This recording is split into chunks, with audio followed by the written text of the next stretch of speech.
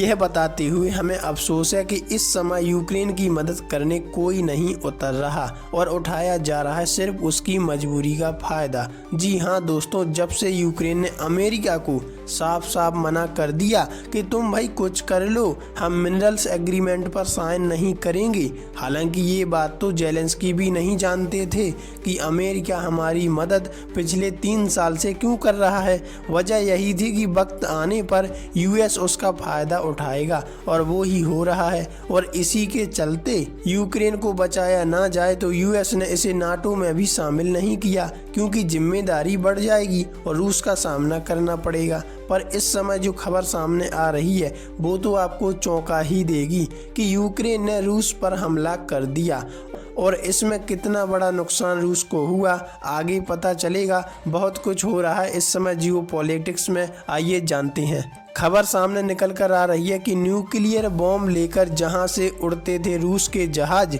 Zelensky ने उस airport पर ही करवा दी बॉम्बों की बरसात। जी हां दोस्तों, इस समय यूक्रेन ने जिस प्रकार रसिया पर हमला किया उसे देखकर तो पूरा विश्व ही हिल गया। अमेरिकी राष्ट्रपति डोनाल्ड ट्रंप और रूसी प्रेसिडेंट व्लादिमीर पुतिन के बीच फोन पर बातचीत के कुछ ही घंटों बाद रूस और यूक्रेन ने एक दूसरे पर ऊर्जा लक्ष्यों को निशाना बनाने का आरोप लगाया। यूक्रेन ने रूस के स्ट्रेटेजिक बॉम्बर ठिकाने पर जबरदस्त ड्रोन हमला किया है। राइटर्स की रिपोर्ट के मुताबिक रूस के रक्षा मंत्रालय ने दावा किया कि उनके एयर डिफेंस सिस्टम ने रूसी क्षेत्रों में 132 यूक्रेनी ड्रोनों को मार गिराया। अब कौन सही है और कौन गलत आगे पता लगने वाला है। रिपोर्ट के मुताबिक रूस के अधिकारियों ने कहा कि यह हमला रूस के एंगलेस में किया गया। हमला इतना जोरदार था कि युद्ध क्षेत्र से लगभग 700 किलोमीटर दूर स्थित इस एयरबेस पर एक बड़ा विस्फोट हुआ और आग लग गई। सरातोव जो रूसी शहर, वहां के गवर्नर रोमन बुरसागिन ने कहा कि यूक्रेन ने उन पर ड्रोन से हमला किया।